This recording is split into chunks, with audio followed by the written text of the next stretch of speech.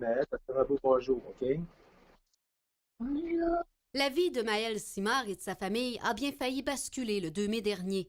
Le cœur de l'enfant de 7 ans a soudainement cessé de battre. Il aurait été victime d'arythmie cardiaque. Le voisin est arrivé en courant, il dit: Est-ce que je peux t'aider? J'ai laissé complètement la place. J'ai pris la tête à Maël pour la tenir le plus haut possible, comme on avait pris dans les cours.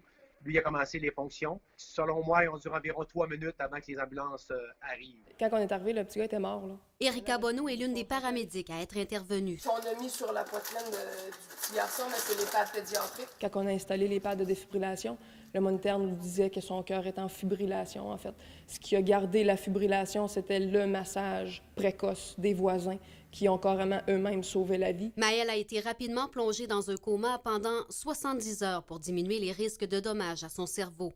Plus d'une semaine après l'incident, il se porte bien, même si les spécialistes ne savent toujours pas ce qui a provoqué le malaise, mais ils sont convaincus que la rapidité de l'intervention du voisin a permis d'éviter le pire. Il a vraiment sauvé la vie de Maël.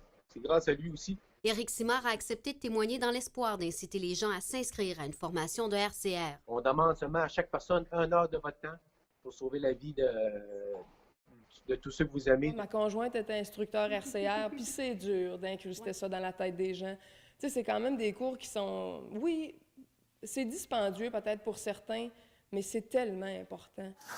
L'ambulancière, qui est aussi maman d'un jeune enfant, ne cache pas que cette intervention a été la plus difficile de sa jeune carrière. Mais un enfant, ça reste un enfant. Je ne sais pas pourquoi.